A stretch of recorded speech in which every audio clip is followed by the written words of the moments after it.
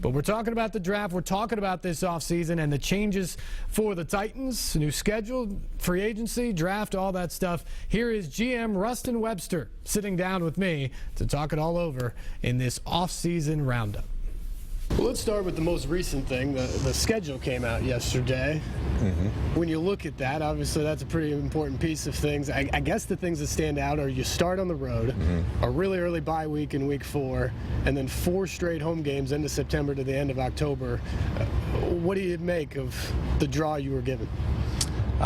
You know, there's really nothing you can do about the draw you were given. I mean, I think there's good and bad to every schedule.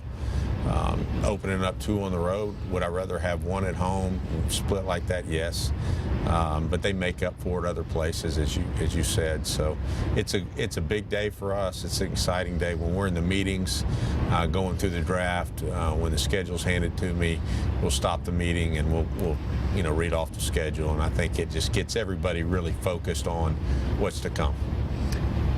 Fans look at it quickly and scribble down like win-loss, all that sort of things. I mean, do you guys break it down at all when you first see it? No, because it's funny. It's sometimes what you look at a team and maybe they didn't have a good year the year before, and the next thing they turn it around and it's a tougher game. I remember 2 years ago, Kansas City was coming off 2 or 3 wins. I can't remember, and they were coming in. Everybody said, "Well, that's a game you should win." And then, they come in here, and I think they ended up going 11-5 or 10-6 or something, reeling off 8 or 9 straight to start the year. So you never really know how that's going to work. All right, let's get into the good stuff now. Take me back to the end of last season. You finished 2-14. When you go through the evaluation, what immediately became apparent that had to be fixed moving forward? Well, I think the one thing that had to be fixed is if we were going to run this 3-4 defense, that we really had to commit to it and make sure that our personnel was geared toward it. And you can't do that in one offseason. You can't change the whole thing in one offseason. But we had to make an effort, especially at the outside linebacker position, to make sure that we had the right style of players for the defense. And I think that's one thing that hurt us. That defense is so predicated on the outside linebackers, and we weren't good enough at that position. You address that in free agency. Obviously, you bring back Derek Morgan, you bring in Brian Arakpo. How much do you think those 2 starters at that position can make a difference for you moving forward? Well, healthy and playing at their best, they can definitely make a difference for us. Both talented players who can rush the passer. They play really hard. Derek, I think, surprised us to some extent on his ability to play in coverage. He did a good job of that, which is something he's asked to do.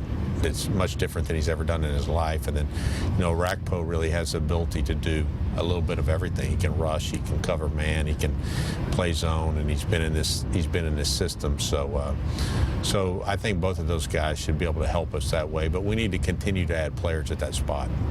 The architect of the defense, Dick LeBeau, you bring him in. People wondered how many changes might happen to the staff in the offseason. He's certainly a big one. How does a legend like Dick LeBeau coming in impact what this defense can be? Well, I think just his presence alone is big for our players, the rest of the coaching staff. I think, whenever we have a free agent in or a defensive player of any kind, they want to know about Dick LeBeau, and he's a legend that way. So I think that it's been a real plus for us when it comes to just our reputation defensively around the league with players, because I think other players, either from our team or others, see the respect that the Pittsburgh players have for Dick, and I think that's a good thing for us. How accepting was Ray Horton of that change? Well, Ray and Dick have a long history together, and I think that's important to that working. And then if Dick, his personality is a strong one, but also he works well with people. And so I think that's all been good, and we really haven't had any issues. And I think just the fact that they had a prior relationship really makes it work. Probably the biggest name free agents that got the most attention were on the defensive side of the ball, but you bring in Harry Douglas, and you brought back some key pieces offensively. How do you feel about what you did free agency-wise on the offensive side of the ball? Well, I think we did good. I mean, I like I like what we did in terms of bringing in Harry Douglas. He's already making a difference for us around here. Anthony Fasano, tight end. We got so banged up at tight end last year, and we were having to bring new players in off the street and have them play for us in games, play big roles. We lost something in the run game because we lost our blockers. He can do both, block, run, and pass. And we tried to keep as many of our key guys as possible. I think understanding our record is not what we wanted it to be, and we couldn't keep everybody, but it's also important to have continuity within a system, and that these players can grow in the system and get more comfortable doing what they're asked to do, because it was different from what they'd done in the past. Into the final week now before the NFL draft. Are you done with all the work at this point? Is it just excitement building, or what's left to be done? No, we're still working through. We're meeting with our coaches and our scouts, and I think we're all ready for it to get here, but really what we're doing right now needs to be done, and just to put the finishing touches on the board and clarify things for me in my mind about which direction we should go. Every fan wants to play general manager about the number 2 pick. As general manager, how many guys are realistically in play at number 2 for you? Oh, I'd say, it starts a little bigger. So maybe it starts at 8. Maybe we're talking about 3 guys, 4 guys max at this point in time. So it really, the focus really narrows. Everybody wants to know about the quarterbacks. When you looked at Jameis Winston, Marcus Mariota, how did you evaluate each of them? Well, I think they both had the skill sets to play in the NFL. It's 2 very good players. I think it's a rarity that you get 2 guys of this caliber in a draft, and so they're both have the traits to play in the league. They're both very smart. They process quickly, which are important things. They both have strong arms. Marcus is kind of a dynamic athlete who really, there's not much he can't do from that standpoint. And Jameis is a pocket passer in the pro mold. So both of them have a lot of strengths. And most importantly, they're both into football. They like it, and they work hard at it. You said at the Combine you do your due diligence on Jameis Winston. What did you find when you did that in terms of him as a person off the field? I think one of the things that, from my standpoint, we have to be careful of, because we're trying to build a winning football team, is to work off perception on any of these players. So it's important for us to go back to Florida State, spend time with the people that we know, and we know a lot of people there from our past. Spend time with Jameis, get his side of the story, do whatever background checks we can do, and then make a decision on that and see where we are there. And I think Jameis probably would say he wish he would have done some things differently in the past, but moving forward, I think he's on the right track, and he's a smart young man. He loves football. So we felt good about what we heard from Florida State and others about Jameis moving forward. The other piece to that equation, of course, is Zach Mettenberger. He just got 6 starts last year, didn't win any of those games, finished the year with a shoulder injury. Where do you stand in terms of what you think about Zach Mettenberger as a potential starter right now? Well, we like Zach. I mean, Zach is a talented passer.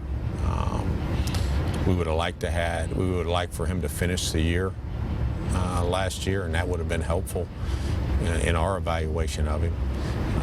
But definitely has the size and the talent and the mind to play in the league. If you went another direction at number 2, if you went to the defensive side of the ball, as you mentioned, you want to add more pass rushers. Run through a couple of them. Leonard Williams, Dante Fowler, maybe a guy like Shane Ray. What can those guys bring to the table? Well, they're all, a little bit different. Leonard Williams, for instance, is an inside rusher, not really an outside rusher, so he may play, like for us, he would play the 5 technique defensive end on rundowns, and he'd have to bump inside and rush the passer on passing downs. Fowler is more of a power player, You know, he's been a defensive end type of guy. He's very strong and powerful. Has a lot of talent. 20 years old, again, like Leonard, so still room to grow and get better. Shane Ray is a smaller player with a great first step, and really is maybe the most relentless rusher in the draft in terms of his effort and on every play, which is kind of a Missouri trait from those guys. But he plays hard on every play, and it shows up in his production. He's the most productive of the three. Is it safe to say that that's maybe the position with the most depth in this draft, is finding a pass rusher on the outside, that maybe you don't have to get the guy at the I very think top? there is depth, and I think there's depth not only the first round but through the draft, maybe through the third round. I think probably receiver has maybe the most depth. There's some depth at running back. But yeah, I would say there's definitely depth at that position. What would it take you to entice a trade at number 2? It would just depend on where the team was coming from in the draft. You know, the lower you are, the more it takes. I think for us, we're sitting in a really good position. So if we're passing franchise type of players, it would have to be something that was very enticing.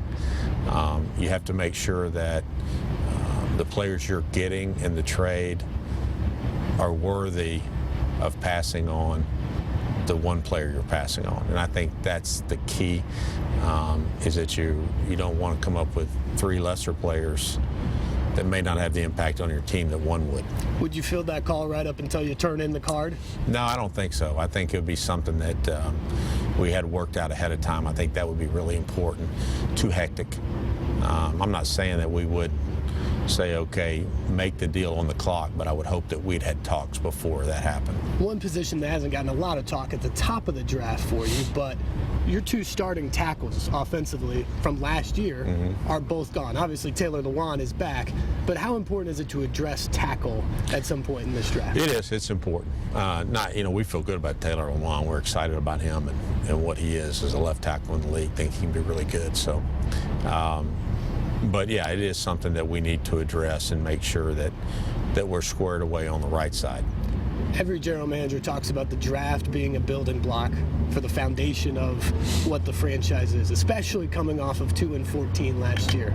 How important is next weekend for the Tennessee Titans? It's important, like every draft is. I think sometimes when you're in this situation, it's kind of the end all for everybody, and the player you pick is looked at as the savior of the team, and that's really unfair. I mean, I think we have to do a good job over the entire draft, add to what we've already done with our past drafts, free agency, and continue to improve, help this team to improve and get over the hump. Right.